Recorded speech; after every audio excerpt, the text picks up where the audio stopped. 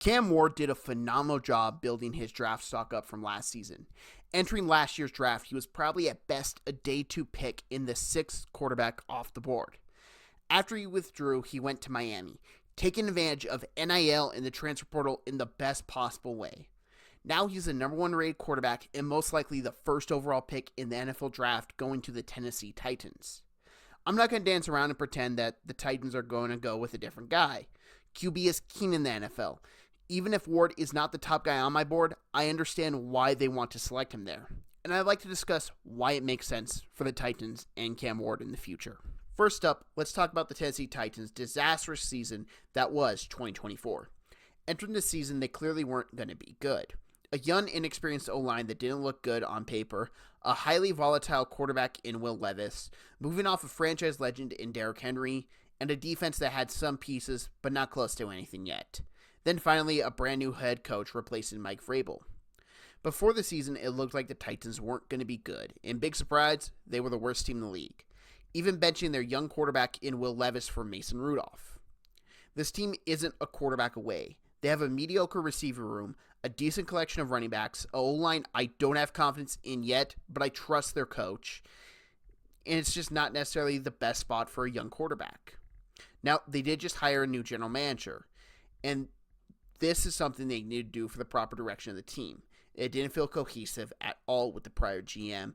After winning the power stroke with Mike Vrabel, he was then hired Callahan to be the head coach, and it never clicked this past season. But what's one way to get fans buying back into this team again? You need to create hope for the future. You draft a quarterback first overall and you build around him. Now the Titans have $44 million in cap space entering free agency right now. Some money being moved around will happen and cuts happen as well, clearing up more money to go spend with. I'd encourage the Titans to bring good veterans to the line. You have drafted offensive line in back-to-back first rounds. Get veterans in there to work with them. Also, improve the receiving core. Calvin Ridley isn't the same player he was in Atlanta, and I'm willing to bet it's why they have a brand new general manager right now. Now, the belle of the ball will be T. Higgins, and you'll have many teams looking at him. While teams are focusing on Higgins, go bargain shopping. Find the ones who aren't great, but good and solid for a young quarterback. Bring in a veteran tight end as well. Tight ends are something young quarterbacks always rely on if they're under pressure or just in third down in general. It's a safety release for them. You need to do everything in your power to get your rookie comfortable while playing games on Sunday, aka the exact opposite of what you did for Will Levis. Now to talk about Cam Ward and what he can bring to the Titans. Cam Ward is a fascinating prospect and probably in many QB classes wouldn't be the first overall pick. But he built himself up right and picked the correct spot to enter the draft. Ward has a cannon of an arm, effortless talent that can hit a guy anywhere on the football field, and at Miami he did that, averaging nearly 10 yards per completion with 4,300 passing yards and 39 touchdowns, one off of the 40 mark.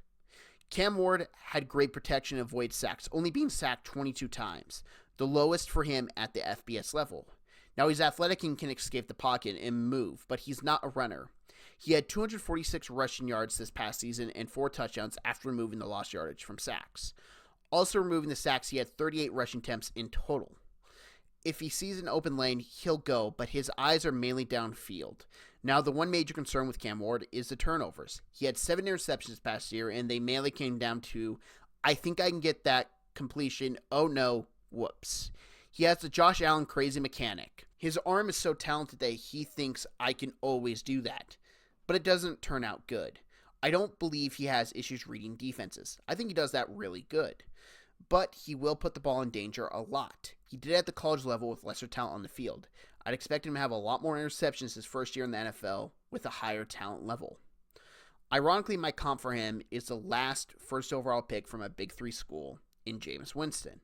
Talented arm, but turnover issues. Both Winston, there was always a chance he'd pop and become a franchise guy. It just never happened because the Bucs missed on head coach and offensive line during his tenure.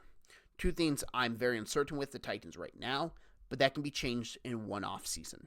Now, I want to close this video talking about Ward going 1. I wouldn't do it. I'm not entirely sold on this class. Almost every QB I'm out on except Ward. I see the talent there and I understand why he's going 1. It's positional value at the highest level.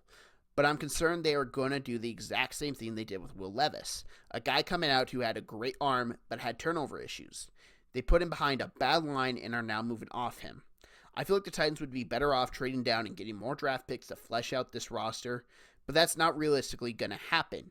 Teams will move off of head coaches after 2 seasons, especially with a brand new general manager. But the best way to prevent that is having a QB with gobs of potential improving every single week.